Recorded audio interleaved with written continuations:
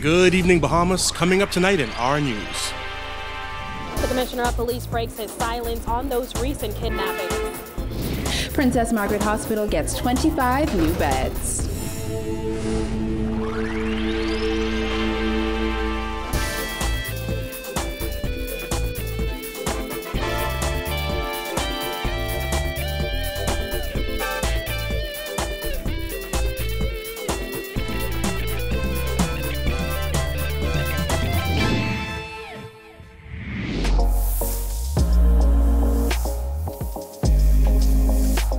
Our news is brought to you by Alive.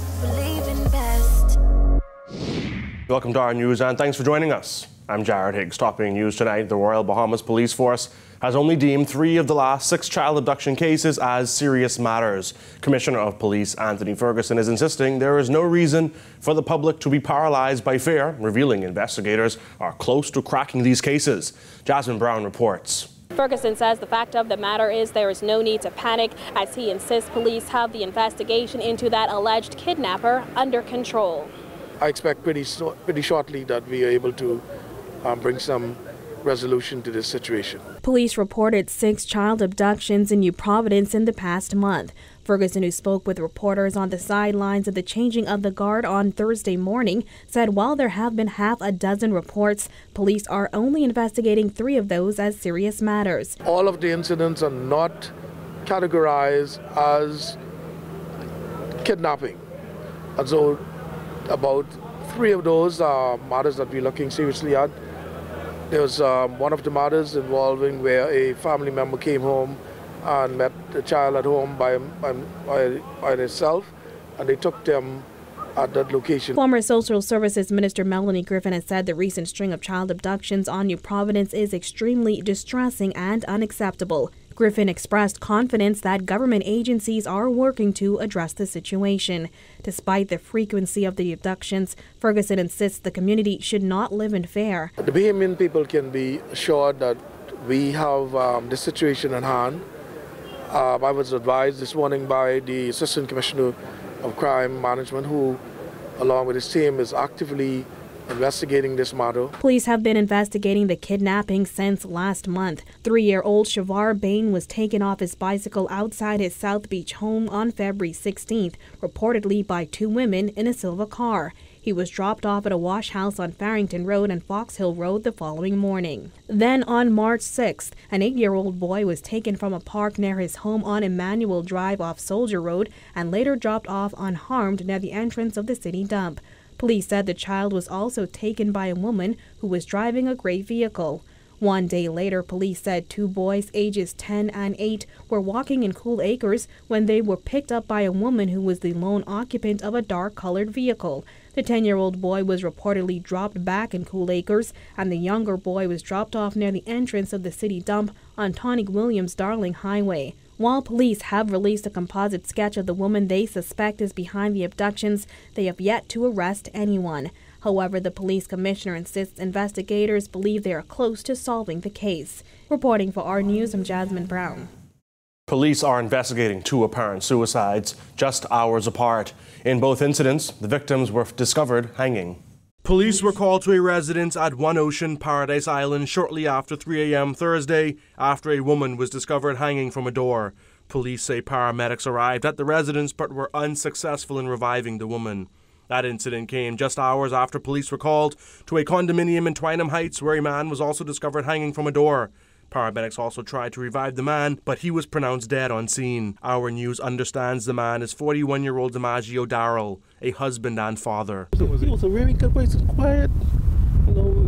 He was come around here, say, "Well, how you doing?" A former classmate of Darrell arrived on scene after police left the Winton Terrace scene without providing updates to media. 42-year-old Ron Davis appeared shocked as he recalled the last time he spoke with his schoolmate. Saw the food not so long ago, but probably like a month or so back. He talked about his family, talked about this little girl. A police press release issued on Thursday morning described both Darrell's death and the incident on Paradise Island as alleged suicides. Friends described 41-year-old Darrell as an intelligent, budding entrepreneur who was in the midst of running a new business. Island Bike was meant to emulate City Bike, a New York-based bike-sharing company. An accountant by trade, Darrell reportedly had 6 children, including a toddler. I know but one of his children, I think she attends university. Darrell's Facebook page also shows his love for Junkanoo, a passion he shared with his late father. Last year, after his father's passing, he wrote, "Love you, Daddy. Junkanoo, Stukong by Pool, and many other things we share together will never be the same." Close friends and neighbors appeared stunned as investigators made their way in and out of the Winton Terrace home. Darrell's mother, aunt, and wife are said to be in disbelief. Friends who saw him recently say everything appeared to be fine. No signs to say that he would do something like this. Police Commissioner Anthony Ferguson insisting he will not respond to the speculation surrounding the decision to place 3 senior police officers on leave. Deputy Commissioner Emmerich Seymour, Senior Assistant Commissioner Stephen Dean, and Assistant Commissioner Clarence Reckley have been asked to take many weeks of accumulated vacation and are expected to retire at the end of their leave. Reckley is the husband of former Urban Renewal Deputy Director Michelle Reckley, who was charged in a Nassau court on February 14th with defrauding the government of over $1.2 million through the Small Homes Repair Program on Grand Bahama. Some have called the decision politically motivated. However, Commissioner Ferguson said he would not comment on public assumptions. No, I shan't make any comments on anything that where persons are speculating on. I shan't make any comments on it. Minister of National Security Marvin Dame said earlier this month that the move was not politically motivated. It was opposition leader Philip Brave Davis who raised the issue of Reckley being placed on leave when he spoke to reporters during his annual press briefing on March 5th. He has previously identified Michelle Reckley as a progressive Liberal Party supporter. Davis accused the government of victimizing Clarence Reckley. Several wards at Princess Margaret Hospital received new beds today. However, this has only put a dent in the problem of bed shortages at the facility.